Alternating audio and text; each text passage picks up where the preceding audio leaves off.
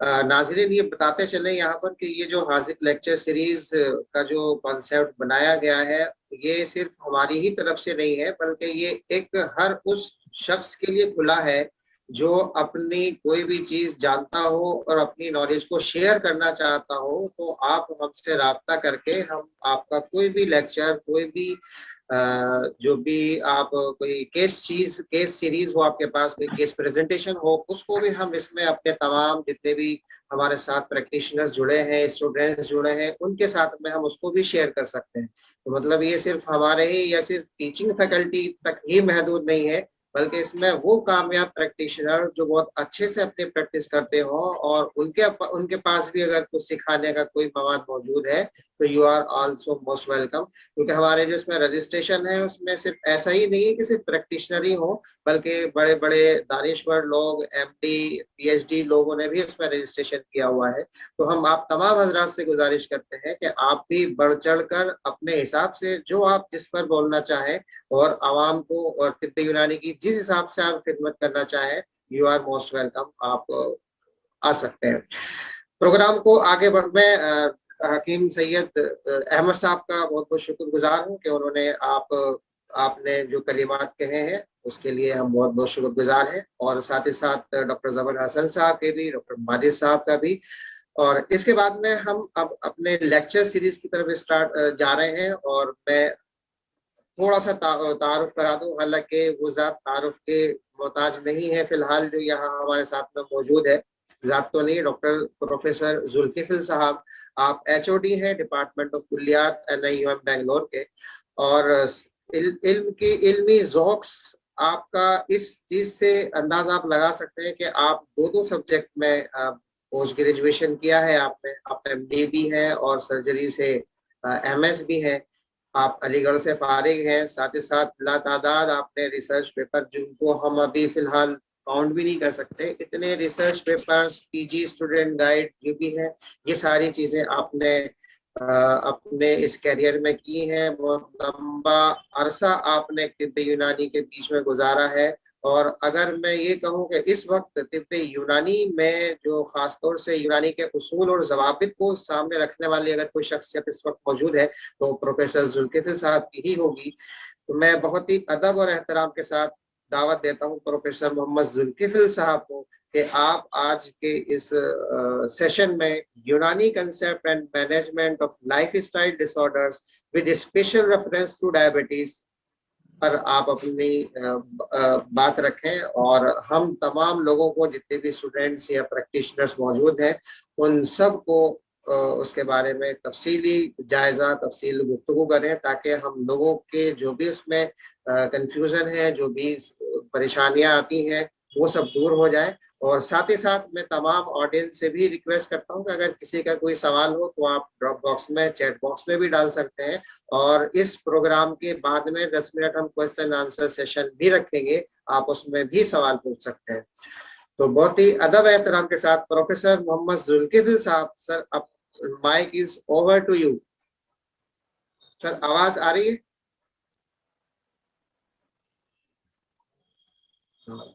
Professor जुल्किफिल साहब अपना mic, जी sir, जी जी जी, अपना माइक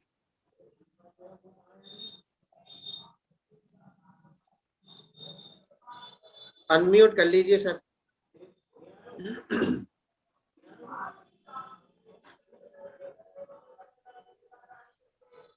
हेलो, जी जी जी, आवाज आ रही है? जी सर, बिल्कुल आ रही है सर। अस्सलाम वालेकुम। वालेकुम अस्सलाम, वेलकम सर। भाई सबसे पहले शुक्रिया आप लोगों का कि आप लोग ने मुझे मौका दिया आप मुखातिब होने के खतीब किराम से, और कोशिश होगी कि मैं आप लोगों को कुछ चीज़ें ऐसी बता सकूं कि जो आपको काम दे मतलब में। तो इसमें मेरा जो आज का प्रेजेंटेशन ये आप लोगों ने मुझे दिया, इसमें यूनानी concept and management of life style disorder with special reference two diabetes.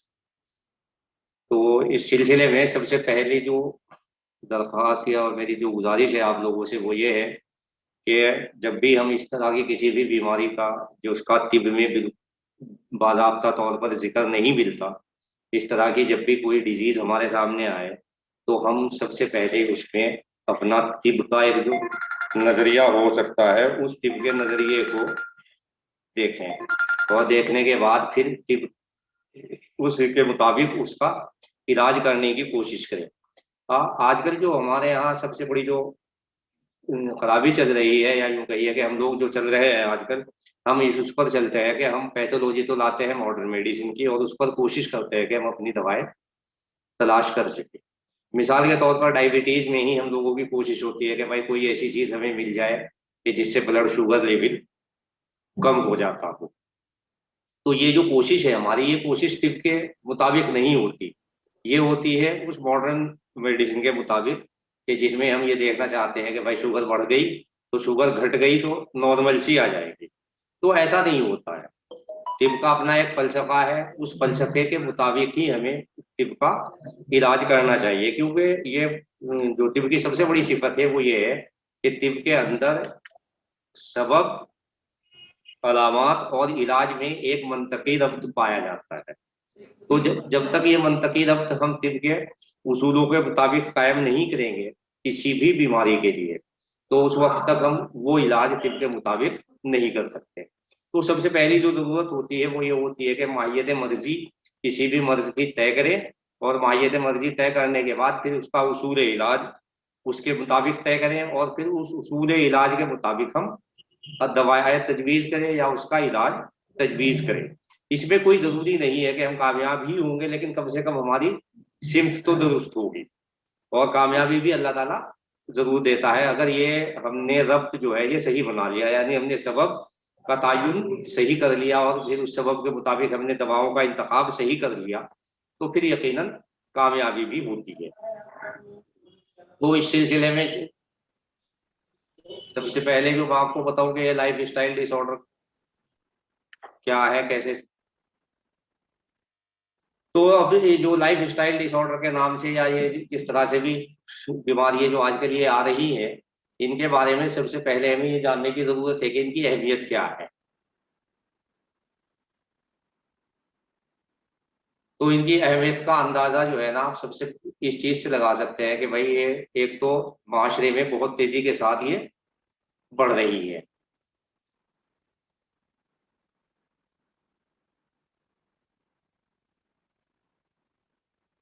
भाई ये स्लाइड चल नहीं पा रही है, 1 मिनट अभी थोड़ा सा जब्त करें आप लोग। जी सर।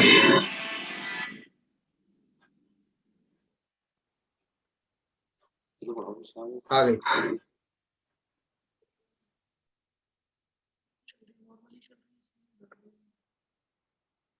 जब सिखाने की जरूरत है तो मुझे चल रही है, इस पे क्लिक करके देखना कहाँ से देख। हाँ ठीक है, शुक्रिया।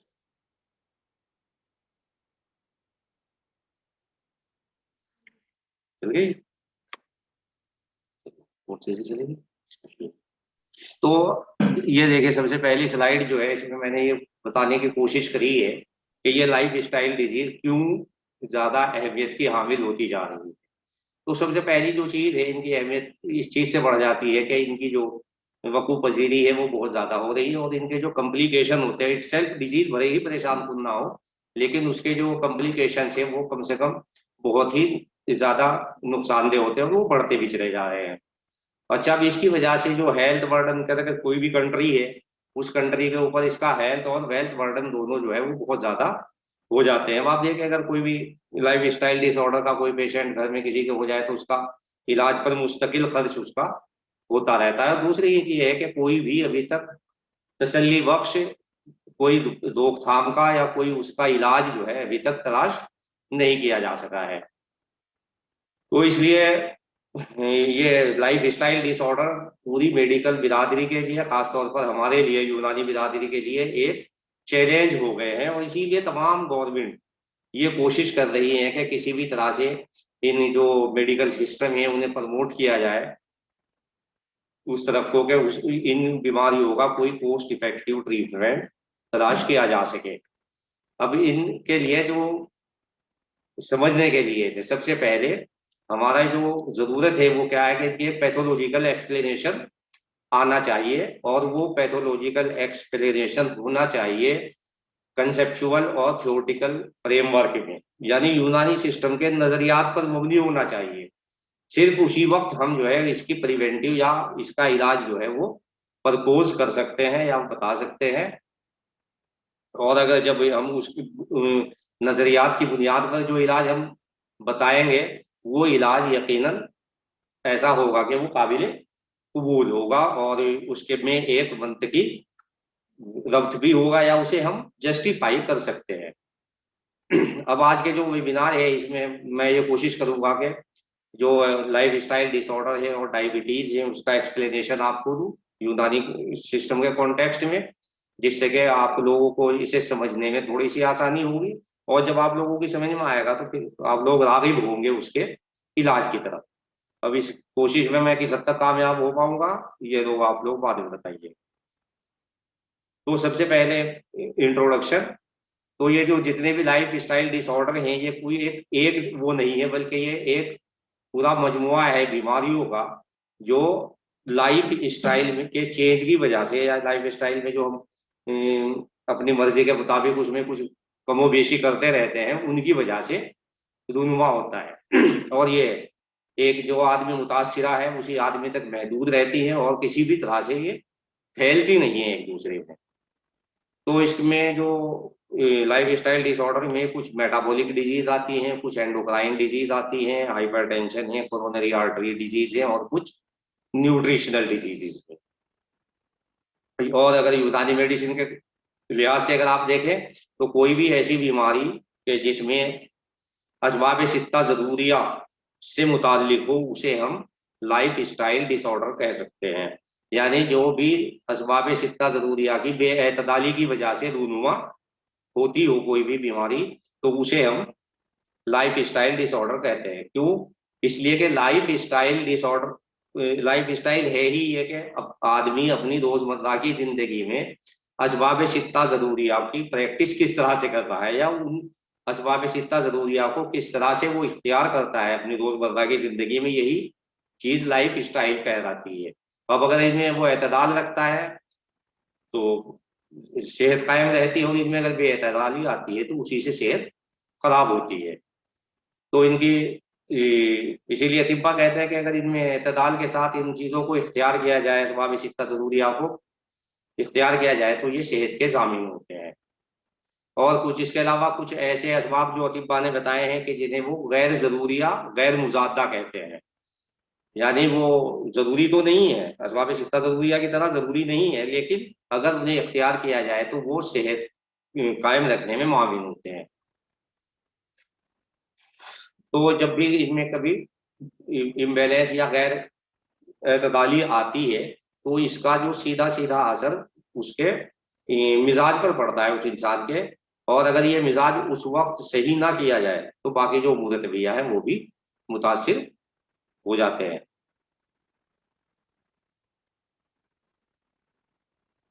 तो अभी यूनानी जो स्कॉलर्स हैं या यूनानी जो फिलोसफर है उनका ये ख्याल है कि जो सेहतमंद रवैया है या सेहतमंद बिहेवियर जो होता है वो हरारत गरीजिया के ऊपर मुनहसिर होता है।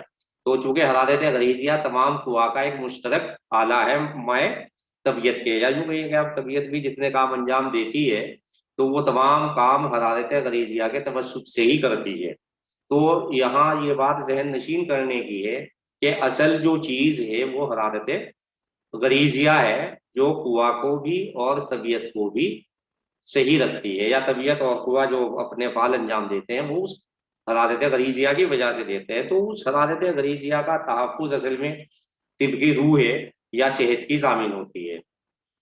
तो जितने भी जिस्म में काम होते हैं वो सारे के सारे हरारत गरीजिया से ही होते हैं, और वो मिजाज के मुताबिक होते हैं। तो इसीलिए अगर आप तिब की एक बहुत मामूली सी तारीफ देखें सेहत की तो वो ये हो जाती है कि हेल्थ इन यूनानी पर्सपेक्टिव इज हार्मनी बिटवीन मिजाज कुआ and obligatory function perform by various organ. यानी जो मुख्तलिफ आज़ा जो अपने मुतकाजी अफ़ाल अंजाम दे रहे हैं और वो कुव्वतों के जरिए दे रहे हैं, और वो कुव्वा मिजाज के मुताबिक होती है। तो जब मिजाज, कुव्वा और अफआल में एक मुताबिकत रहती है तो उसी का नाम सेहत होता है।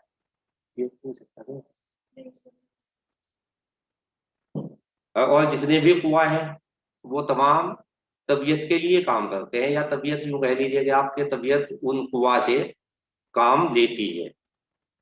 और तो तबीयत जो है, तब जितनी भी कुव्वा है वो सब तबीयत के लिए काम करते हैं और मिजाज के लिए काम करते हैं। और तबीयत और मिजाज के मुताबिक वो तमाम जितने भी अफ़ाल बदनिया है वो सब कायम रहते हैं। और फंक्शन क्या है या अफ़ाल की ज़रूरत क्या है? अफ़ाल की ज़रूरत ही ये है कि वो मिजाज को एतदाल पर रखते हैं, और मिजाजी एतदाल ही सेहत होता है। तो इसमें मैंने कोशिश करी है कि आपको बिल्कुल कम, बहुत ही कॉन्साइज किस्म की सेहत की तारीफ बताऊं मैं यूनानी के कॉन्टेक्स्ट में। तो यूनानी के कॉन्टेक्स्ट में सेहत की तारीफ जो है वो मिजाज के ताल्लुक से की जा सकती है, या ये हुआ के ताल्लुक से की जा सकती है, हरारत गरीजिया के ताल्लुक से की जा सकती है। तो बहरहाल, लेकिन इनमें जो सबसे बड़ी चीज जो या सबसे अहम जो है वो हरारत गरीजिया होती है। अब इसलिए जो भी कोई ऐसी चीज, कोई भी ऐसा अवामिल जो कुआ में हरारत गरीजिया या मिजाज को तब्दील करने की सलाहियत रखता हो, वो सेहत को मुतासिर करता है।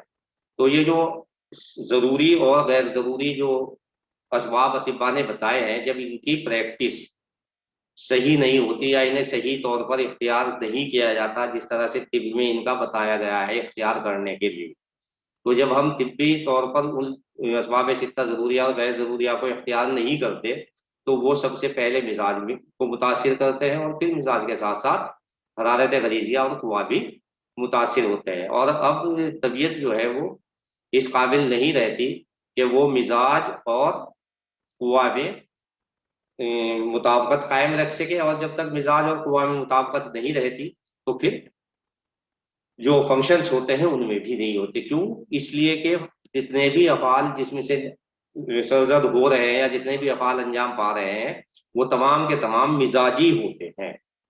तो इसलिए मिजाज और अफाल में एक मुताबकत होती है या एक इंटर रिलेशनशिप होती है। तो इस इंटर रिलेशनशिप को हम देखते हैं अफाल में, लेकिन होते वो मिजाजी हैं या मिजाज की वजह से। तो जब ये मुताबकत खत्म हो जाती है तो यहाँ से लाइफ स्टाइल डिसऑर्डर शुरू होते हैं, और जब ये मुस्तहकम हो जाते हैं तो बीमारी जाहिर हो जाती है। तो यहाँ इस बात को समझ लेना जरूरी है कि बीमारी के जाहिर होने से बहुत पहले मिजाज में तब्दीली आ चुकी होती है। तो वो बीमारी जाहिर होने से पहले जो मिजाज की तब्दीली है उसका इजहार इसलिए नहीं हो पाता कि वो अफाल में उस वक्त तक उतना दखल नहीं दे पाते या उतना उन्हें मुतासिर नहीं कर पाते जिससे बीमारी जाहिर हो।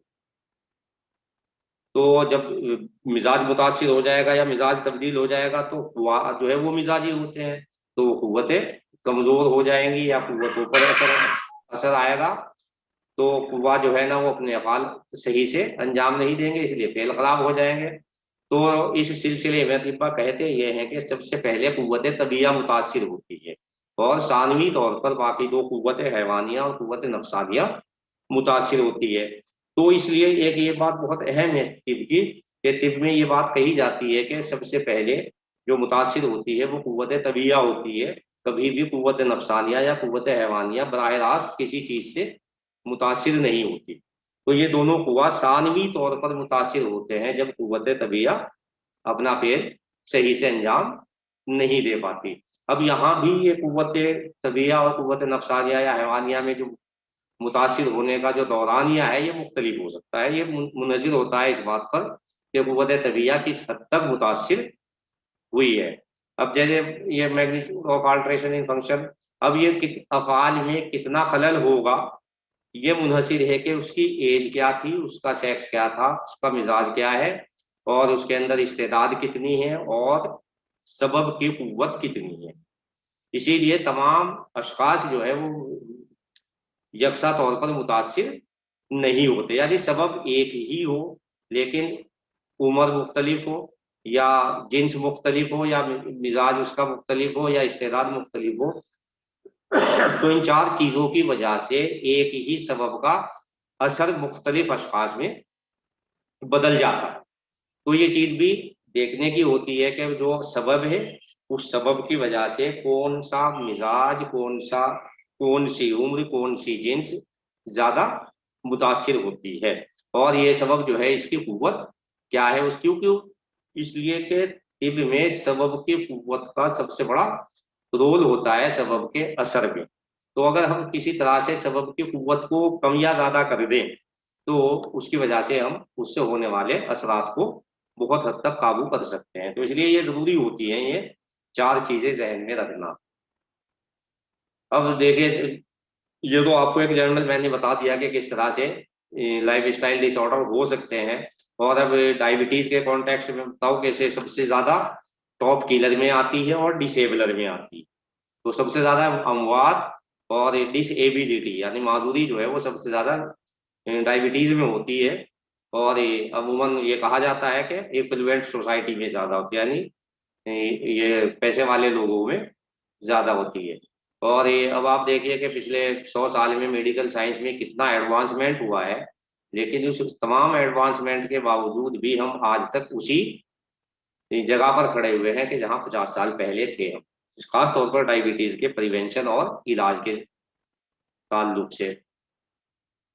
तो ये जो एपिडेमियोलॉजिकल काम होते हैं इनकी वजह से बहुत से रिस्क फैक्टर या रिलेटेड फैक्टर जो है वो बताए जा चुके हैं आज तक डायबिटीज के लिए।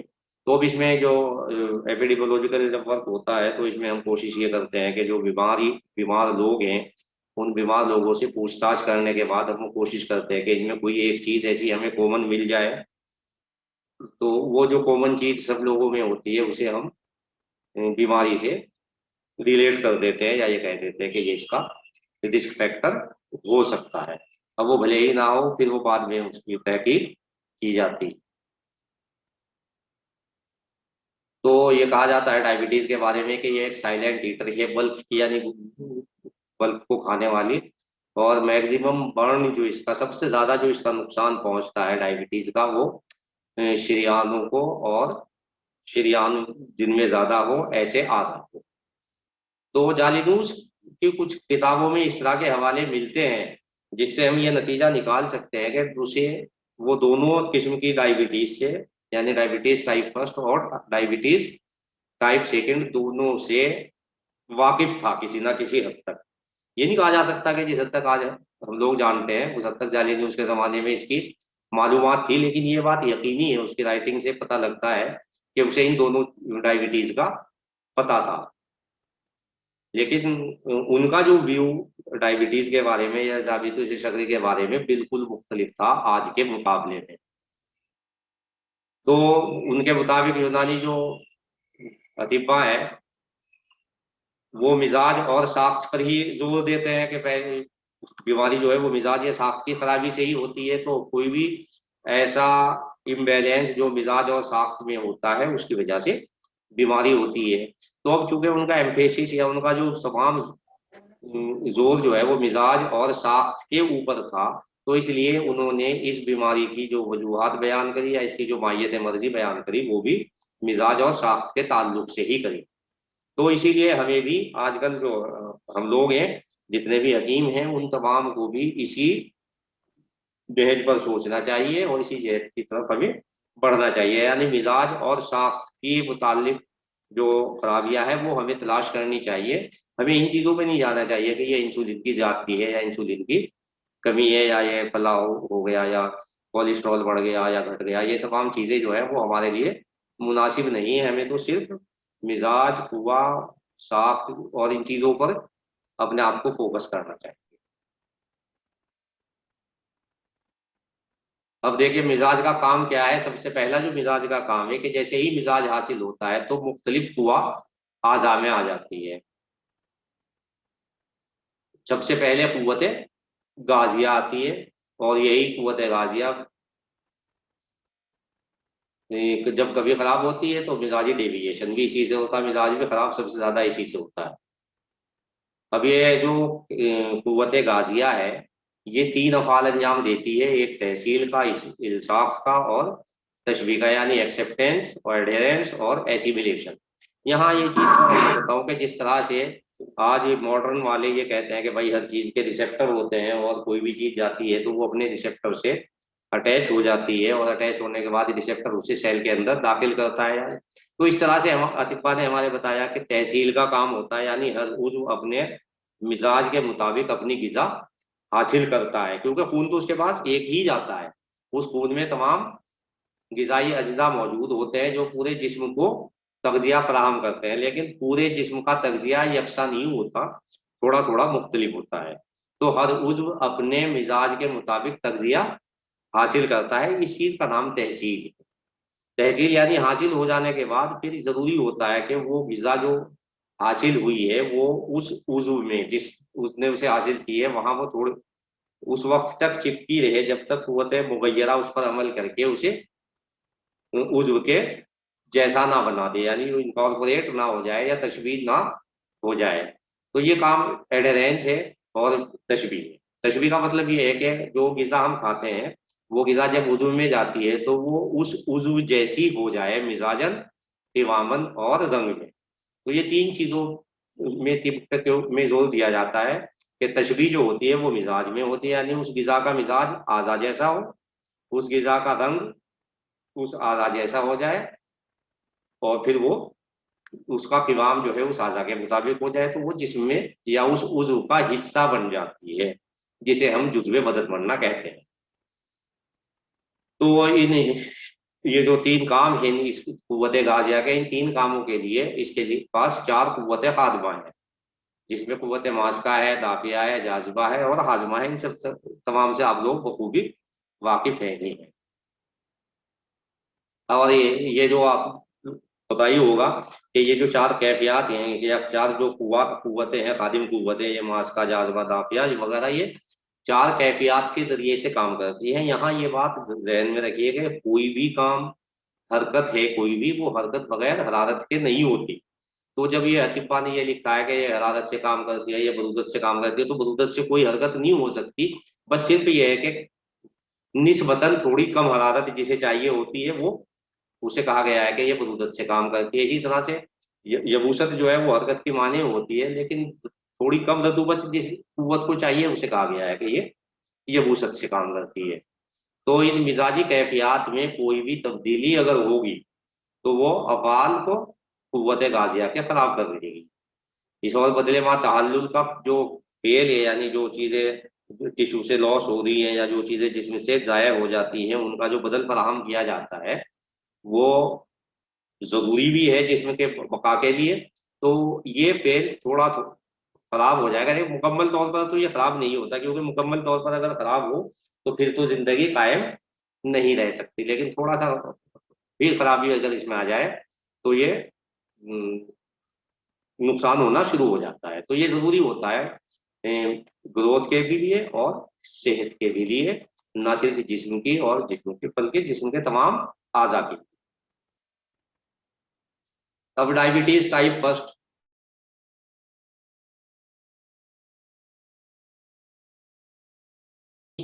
समझिए, देखिए यहाँ से आपको थोड़ा-सा कंसंट्रेट होके सुनना पड़ेगा कि डायबिटीज टाइप फर्स्ट क्या है। सुए मिजाज हार याबिस है खिल की, यानी इंसान इस बच्चा इसे लेके पैदा होता है, तो जब ये हरारत इसमें ज्यादा होती है,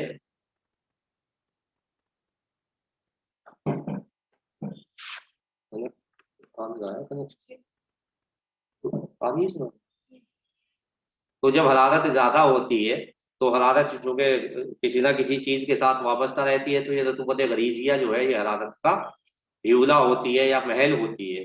तो जब ये हरारत ज़्यादा हो जाती है तो ये इस रतूबत गलीज़िया को तहलील करती है, और रतूबत गलीज़िया जो है ये ग्रोथ के लिए या नशोनुमा के लिए लाजमी होती है। तो इसलिए सब इसका जो सबसे पहला असर आता है वो ये आता है कि सेनिया यानी लावरी हो जाती है। लावरी क्यों हो जाती है? इसलिए कि वो रतूबत गलीज़िया जो कि मादा होता है नशोनुमा का, वो मुहैया नहीं हो पाता, तो इसलिए नशोनुमा सही से नहीं हो पाती या मसल्स जो है उतने ज्यादा डेवलप नहीं हो पाते, तो इसलिए ये मरीज लागर होगा।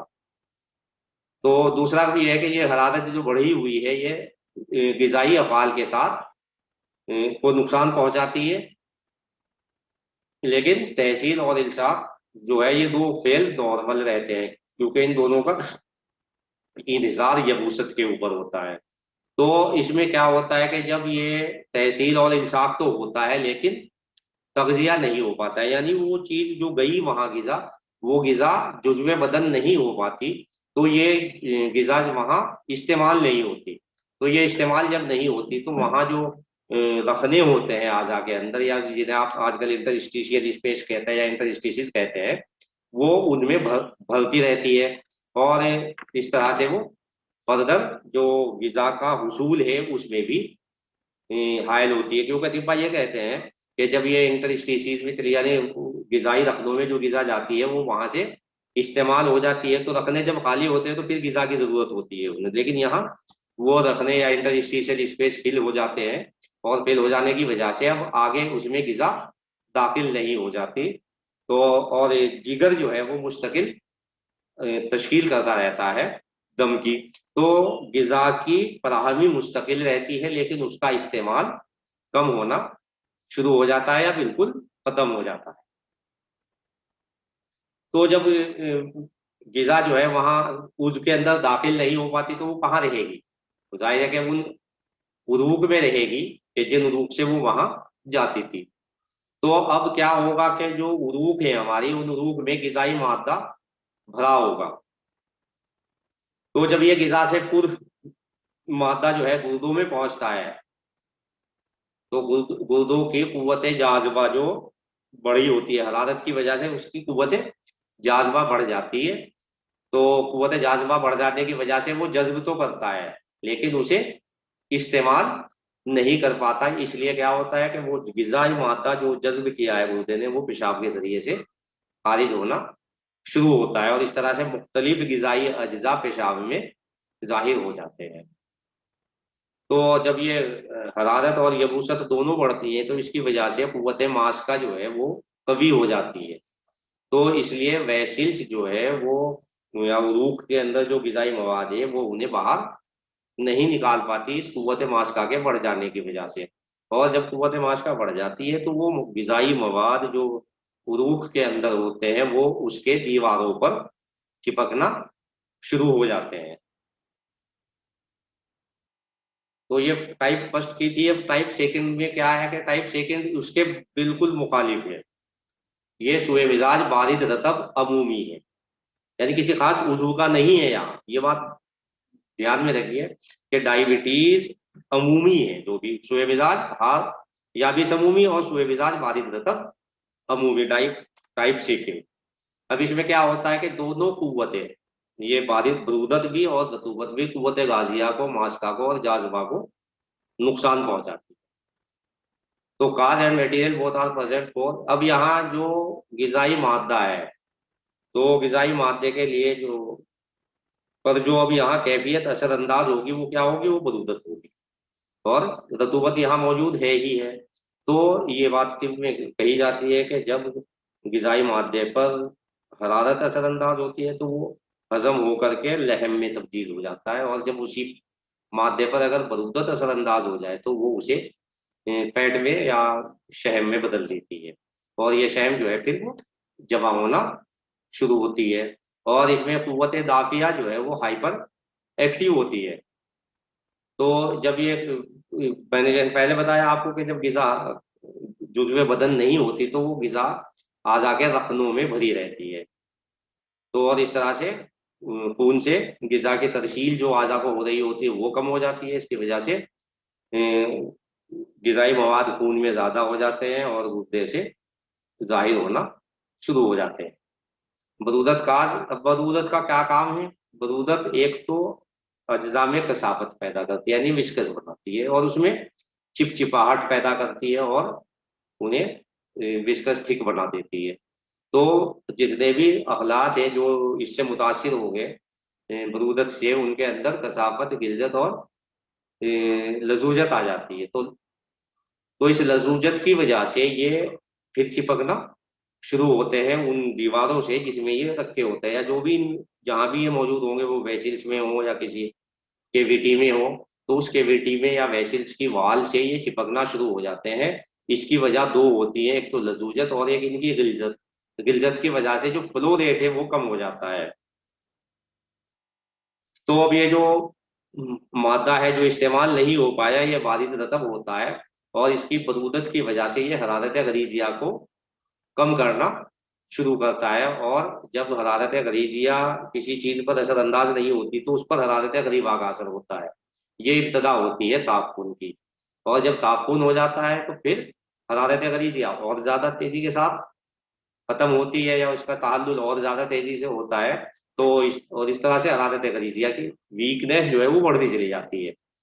तो अब हरारत करीबा जब ये कमजोर हो जाती है, तो हरारत करीबा इसके पर इसे दबा देती है, या इसकी जगह पर अपने आप को मुसल्लत कर देती है, ओवर पावर करती है हरारत गरीजिया को, और जो इन्फेक्टिव तापुन जो है वो आसान हो जाता है। तो ये रीजन है कि डायबिटिक पेशेंट में क्यों इन्फेक्शन बार बार होता है। और ये वेसिल्स के अंदर जो मैंने आपको बताया कि लजूजत और गिलजत हो जाती है, उसकी वजह से वेसिल्स के अंदर सूखा बनना शुरू होता है, और शुद्धा बनने के लिए अवलाद की गिलजत सबसे ज्यादा जरूरी होती है जिसकी। और जब शुद्धा बन जाएगा, तो रूए हैवानी की तरसील जो है वो उन आज़ा को जिनकी वे रूप में शुद्धा बना है वो कट ऑफ हो जाएगी, या तरसील रूए हैवानी की नहीं हो पाएगी। तो जब रूए हैवानी की तरसील नहीं हो पाएगी, तो जाहिर है कि वो उस मुर्दा हो जाएगा। अब बहुत से ऐसे फैक्टर्स है कि जो मिजाज को बरूदत की तरफ या रतूबत की तरफ या दोनों की तरफ ले जाते हैं। तो ये तमाम के तमाम इनका ताल्लुक असबाब सित्ता ज़रूरिया व गैर ज़रूरिया से ही है। तो अब जैसे देखें, गिज़ा की ज़्यादती, ऐशो इशरत की ज़िंदगी, गिज़ा के बाद नहाना, ज़्यादा सोना, ज़्यादा कोल्ड ड्रिंक का इस्तेमाल करना, धूप से बचना, और दिमागी तफक्कुरात की ज़्यादती।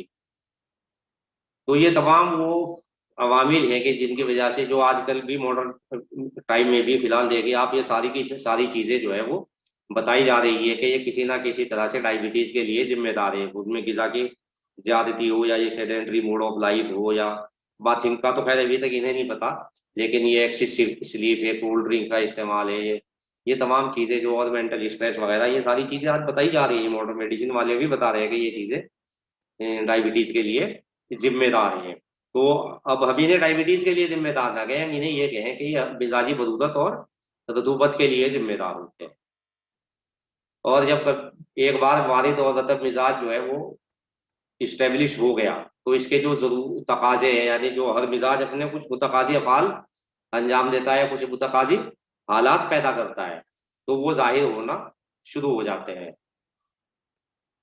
तो सबसे पहला जो है, तब जो भी उज़्व बारिद मिजाज ले लेता है, और ये बारिद मिजाज उसके लिए गैर मोतदिल हो, तो सबसे ज्यादा जो आज़ा मुतासिर होंगे वही होंगे कि जिनमें बरूदत पहले से मौजूद होगी। जिनका तबई मिजाज बारिद होगा वो बरूदत से ज्यादा मुतासिर होंगे, क्योंकि उनमें उस बरूदत की वजह से वो बरूदत और ज्यादा बढ़ जाएगी।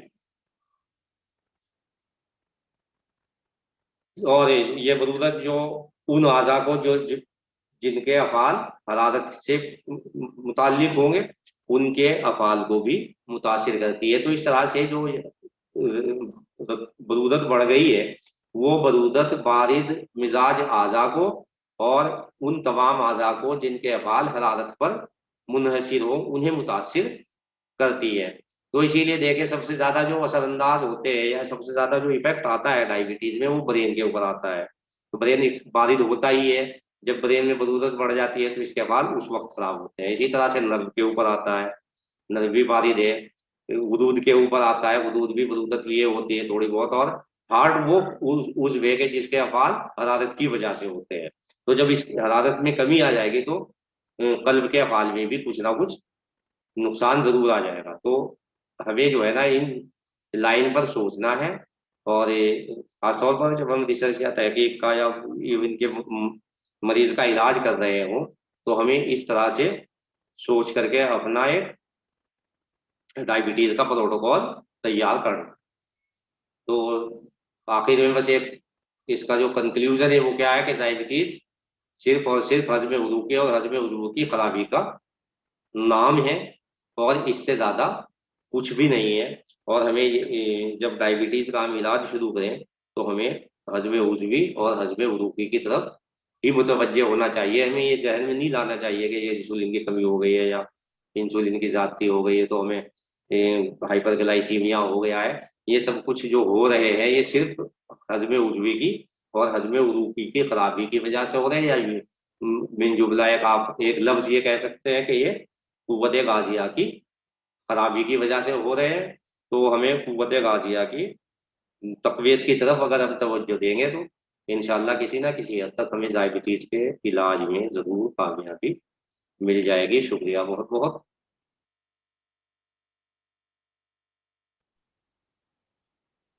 बहुत शुक्रिया जनाब डॉक्टर जुल्किफिल साहब, आपके इस एनलाइटेंड लेक्चर के लिए।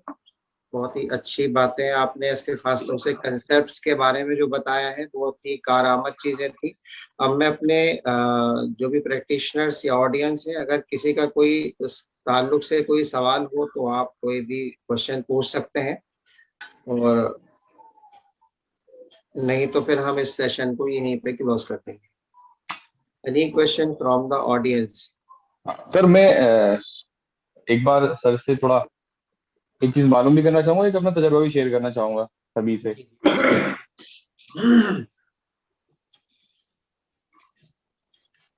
जी डॉक्टर अकमल साहब जी बोलिए। अस्सलाम वालेकुम सर। वालेकुम सलाम जी। जो कि हम सर के ही शागिर्द हैं और सर के जी अंडर में पीजी किया है, तो ये तकरीबन 12 साल पहले ही मैंने सर का ये जो नजरिया था जो सर ने प्रेजेंट किया था वहां पर और बताया था, तो मैंने इस पे थोड़ा काम भी किया है इस पर, और इस बुनियाद पर कुछ इलाज भी किए हैं इसमें। उसमें सबसे इम्पोर्टेंट चीज़ तो ये कि मेरी अपनी जो बड़ी बहन है उनको डायबिटीज़ की शुरुआत ही हुई थी, तो उन पर मैंने ये शुरू किया था सुनजात बारी द्वारा जो कॉन्सेप्ट मैंने बताया डायबिटीज़ टाइप 2 में। तो तकरीबन मैंने उनको 3 महीने इस उसूल पे इलाज किया और अल्हम्दुलिल्लाह पिछले 5 साल में उनको भी दोबारा किसी दवा की जरूरत नहीं पड़ी है। दूसरा, एक मेरे अपने साथी थे, यहीं पर हम खेलते हैं बैडमिंटन, तो उसमें उनको शुरुआत हुई थी डायबिटीज़ की। उनको भी मैंने इसी उसूल पे इलाज किया और उनको अल्हम्दुलिल्लाह उनको भी अब जरूरत नहीं पड़ती, किसी दूसरी दवा की जरूरत नहीं पड़ी है। यूनानी की दवा उन्होंने इस्तेमाल की और डायबिटीज नॉर्मल भी रही है उनकी। तो इसमें जो सर इम्पोर्टेंट चीज मैं अर्ज ये करना चाहता हूँ कि इसमें एक जो चीज मुझे महसूस हुई इस उसूल पे काम करने पर, वो ये हुआ कि जो स्टेब्लिश्ड पेशेंट थे, यानी कि इनको 5 साल 7 साल या 3 साल से ज्यादा की डायबिटीज रही है, उसमें हम इसमें सिर्फ इतना तो रहा है कि जो उनका ग्लाइसेमिक इंडेक्स यानी कि उनका जो वो पेशेंट जिनका डायबिटीज की दवा जो हाइपोग्लाइसेमिक मेडिसिन है मॉडर्न वाली जो ले रहे थे वो, तो उन्होंने उनको लिया और उसके बावजूद उनकी जो शुगर लेवल कम नहीं हो रहा था, तो उनको हमने ये दवाइयाँ दी। इस उसूल पे थोड़ा उनको चलाया हमने यूनानी के। तो ये तो हमें कामयाबी इसमें मिली है कि उनका जो शुगर लेवल है 490 500 500 300 350 के आसपास चल रही थी, तो 150 160 के आसपास उनकी अब रहती है। लेकिन उनकी जो मेडिसिन है, जो एलोपैथ की मेडिसिन है, वो हम बंद करने में कामयाब नहीं हुई उन पेशेंट्स में जिनमें 3 साल या इससे ज्यादा की हिस्ट्री थी हमारे पास। लेकिन जिसमें 1 साल 6 महीने या विद इन 1 ईयर हमने देखा है इसमें कि विद इन 1 ईयर अगर किसी को शुरुआत हुई है डायबिटीज की, तो उसमें हमें अच्छी खासी कामयाबी से मिली है। तो मेरे अपने तजर्बे में 4-5 पेशेंट हैं जिनमें बिल्कुल ठीक हो गए हैं, अभी कोई दवा नहीं ले रहे हैं वो। और ऐसे पेशेंट जो स्टैब्लिश थे उनमें शुगर लेवल कम तो हुआ, उनका जो 300 के आसपास रहती थी वो 150 टू अंडर 200 तो है। तो सर से मैं ये पूछना चाहता हूँ कि सर क्या पहली चीज तो ये कि क्योंकि एक अच्छा कॉन्सेप्ट है और हम अक्सर ये सीखते भी हैं इसको, इस पे बात काम भी करते हैं, तो क्या इस तरह की कोई रिसर्च प्रोजेक्ट किसी रिसर्च प्रोजेक्ट पे काम किया जा रहा है जिससे फर्दर इसमें इसके जो रिजल्ट्स हैं उनको हम इलेबोरेट करके और दूसरों तक पहुंचा सकें? पहली चीज ये। और दूसरा, जो मेरी अपनी जो हमें नाकामी हुई है, या नाकामी तो नहीं है, इसमें एटलीस्ट ये भी कह सकते हैं कि उनका शुगर लेवल कंट्रोल हो गया, तो जो हम पहले टाइप के केसेस में यानी कि विद इन 1 ईयर या इससे कम में किसी को डायबिटीज की शुरुआत है, उसमें तो हमें कामयाबी इसमें बहुत अच्छी मिली है। लेकिन जिनमें स्टैब्लिश हो चुका है 2 या 3 साल से ज्यादा है, तो उसमें हमें ऐसा कामयाबी नहीं मिली है। तो उसके लिए हमें क्या करना चाहिए या क्या वजह हो सकती है कि हम उसमें बहुत ज्यादा कामयाब नहीं हो पाए।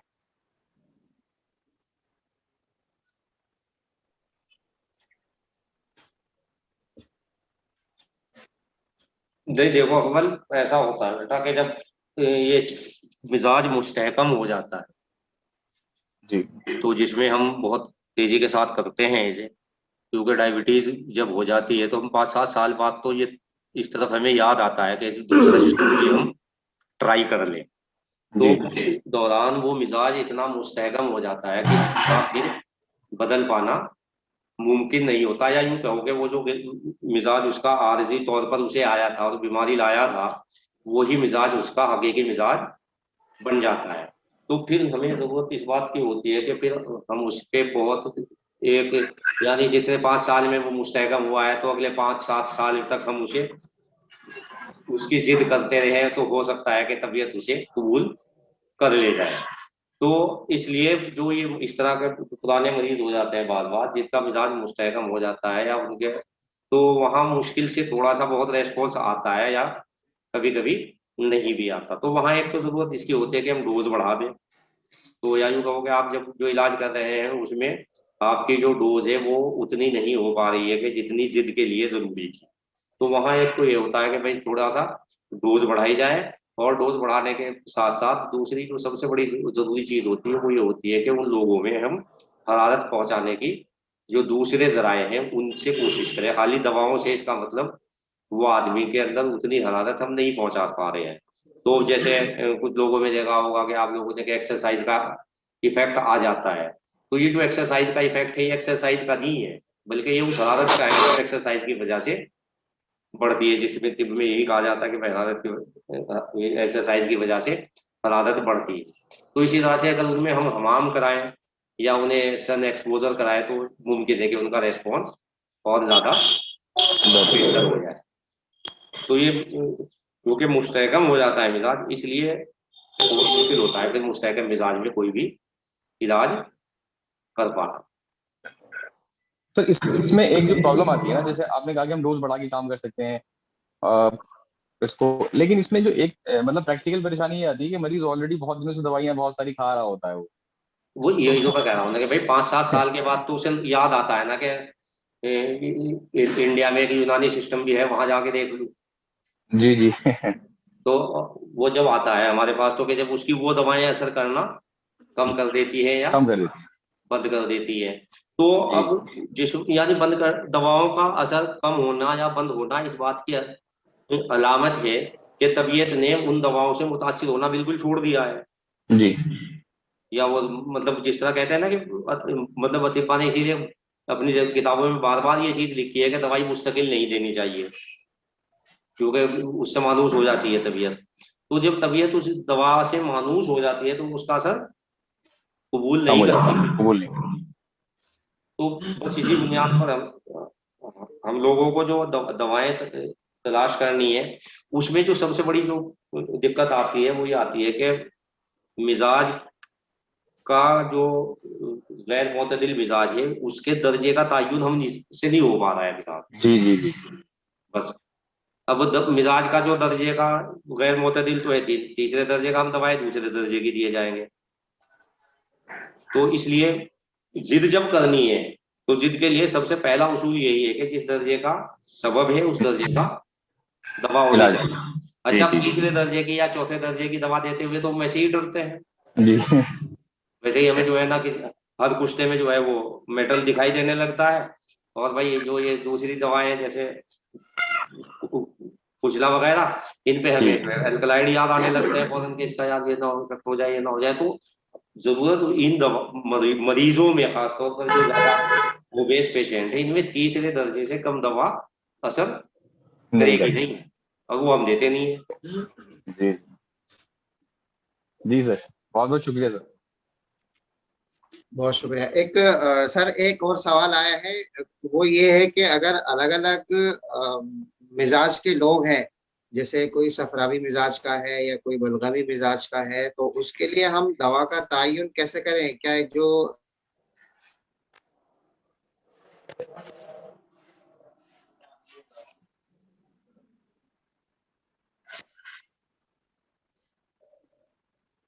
हमारी जो दवाइयाँ हैं जैसे हम मान करें।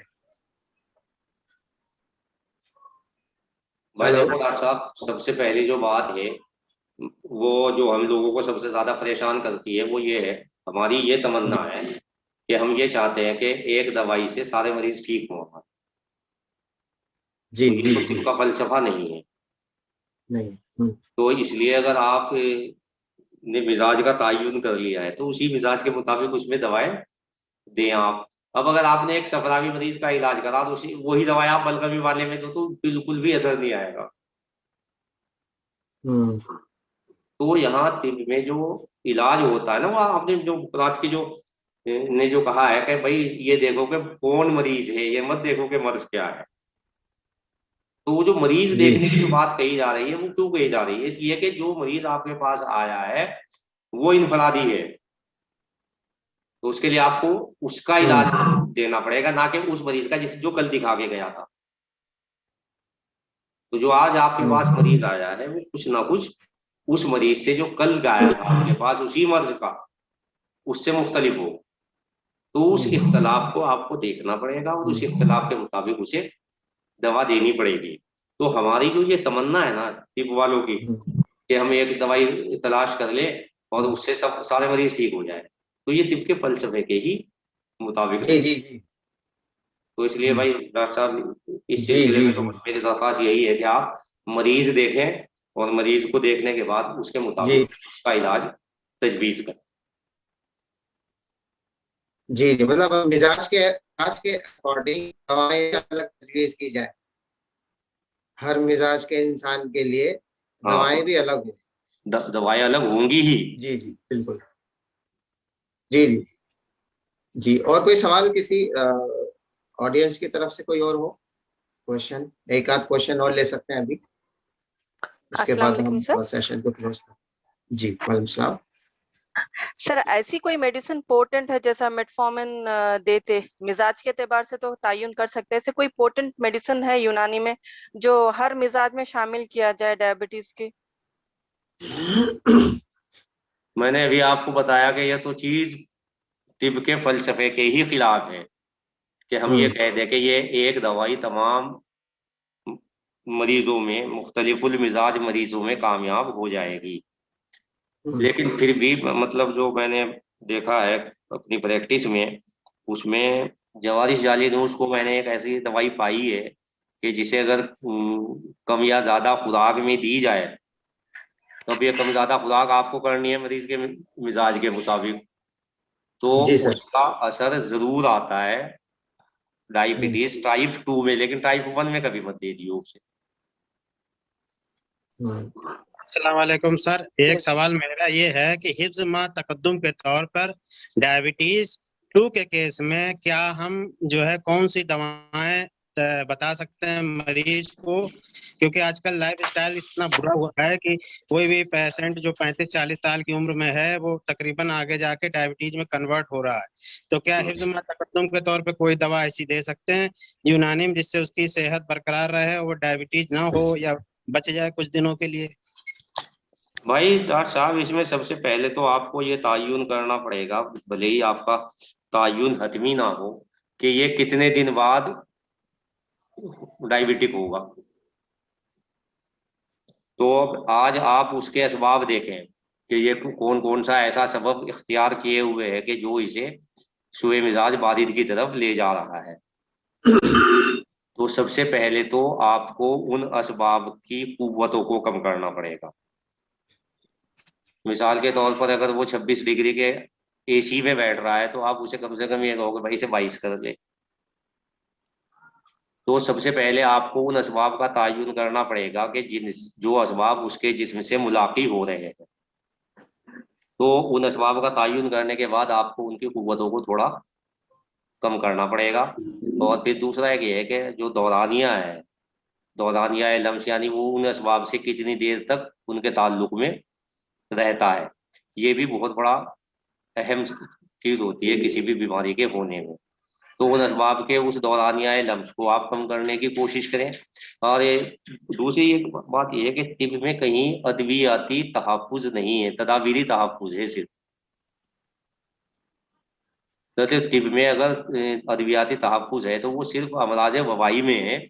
बाकी तमाम अमराज में, अमराज मिजाजी में जो तहफ़्फ़ुज़ बताया गया है वो तदाबीरी तहफ़्फ़ुज़ है। मतलब आप उसे ये बताया कि भाई इतनी देर वॉक कर, ये सब चीज़ें जो आजकल हो रही है, वेट रिडक्शन, प्रोडक्शन वगैरह जितने भी ये हैं, ये तमाम की तमाम चीज़ें तदाबीरी हैं। तो वो तदाबीर इख्तियार कराने के लिए आप उससे कहें।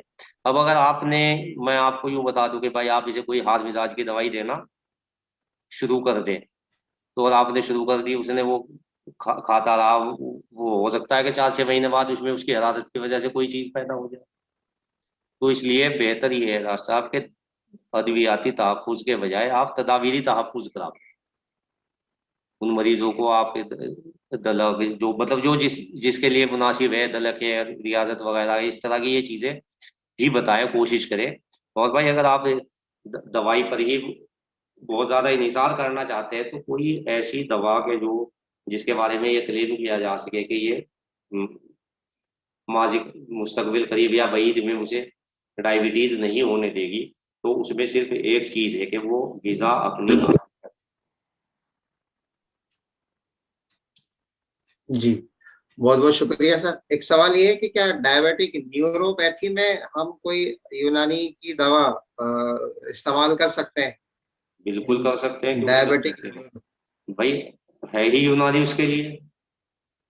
जी, वो कुछ नाम पूछना चाह रहे हैं, अगर कोई अदलिया असल में जहन में हो तो। डॉक्टर साहब नाम तो बहुत हैं, लेकिन अब ये मैंने आपको नाम बताया, आप अब उसमें मरीज के वो मुताबिक मिजाज अलग हुआ, देनी वो पड़ती है। हाँ मिजाज मतलब अलग अगर हुआ। मरीज हाइपरटेंसिव नहीं है तो ये जो कुचले के मुरक्कबात है बहुत अच्छा असर आ जाता है इनका, कभी कभी दालचीनी जी का जी बहुत जी। अच्छा असर आ जाता है, हम्म कभी कभी चलिए, अयालिज का बहुत बहुत बहुत अच्छा असर आता है। तो अयालिज के मुरक्कबात हैं, दालचीनी के मुरक्कबात हैं, या इसके कुचले के मुरक्कबात हैं, ये बहुत अच्छा असर रखते हैं इसमें।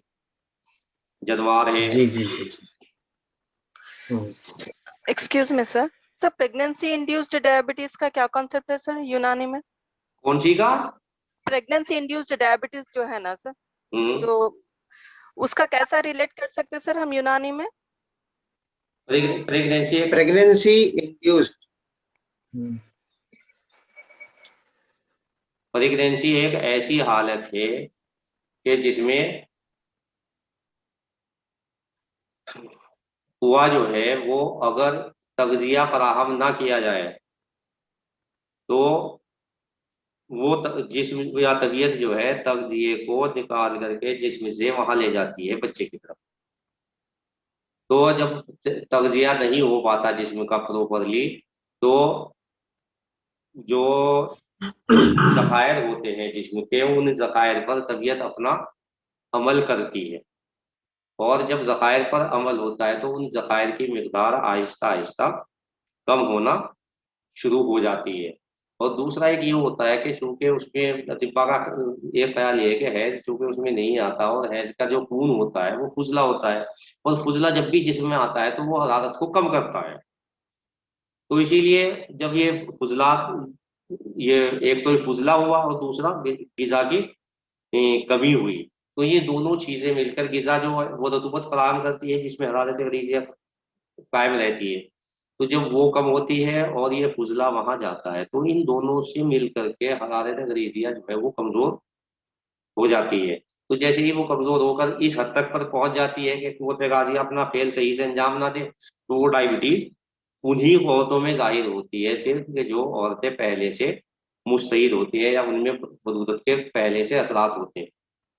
तो हर औरत को इसीलिए नहीं होता वो, क्योंकि हर औरत में जरूरी नहीं है कि वो फुजलात इतने हो या फुजलात जो है वो मुस्तहिल ना हो पा रहे हो। तो खास तौर पर वो औरतें कि जिनकी कुव्वत गाज़िया कमजोर होती है, उनमें वो जो फुजलात होते हैं उन फुजलात को वो मुस्तहिल नहीं कर पाते बच्चे की ग़िज़ा में, और जिसकी वजह से उनकी हरारत गलीज़िया कमजोर होना शुरू हो जाती है। इसीलिए अगर आप खाली इन औरतों को जिन्हें ये खदशा हो आपको कि इन्हें हो सकती है, खाली लतीफ़ और जय्यदुल जौहर ग़िज़ाएँ अगर आप बता दें तो इंशाल्लाह आप उन्हें महफूज रख सकती हैं। जी जी सर, जज़ाकल्लाह सर। जज़ाकल्लाह, बहुत शुक्रिया। हम अब इस प्रोग्राम का इख्तिताम का ऐलान करते हैं।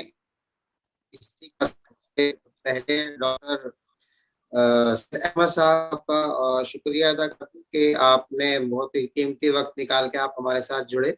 और उसी के साथ डॉक्टर अब्दुल माजिद खान साहब, director Hazik wellness and training centre Saharanpur, आपके भी हम बहुत शुक्रगुजार हैं। और डॉक्टर प्रेसिडेंट ऑल इंडिया यूनानी तिब्बी कांग्रेस मध्य प्रदेश, आपने बहुत कीमती वक्त दिया हमारे साथ, आप इतनी देर तक रहे और पूरी चीजें आपने सुनी और उससे पहले बात भी की, उसके लिए हम बहुत बहुत शुक्रगुजार हैं। और आखिर में खासतौर से प्रोफेसर मोहम्मद जुल्किफिल साहब का, जो एचओडी है डिपार्टमेंट ऑफ कुलियात NIUM बेंगलोर के, ये भी आप बता लें क्या? जी बहुत बहुत शुक्रिया सर आपका, आपने शुक्रिया बहुत भाई, बहुत बहुत आप लोगों का भी।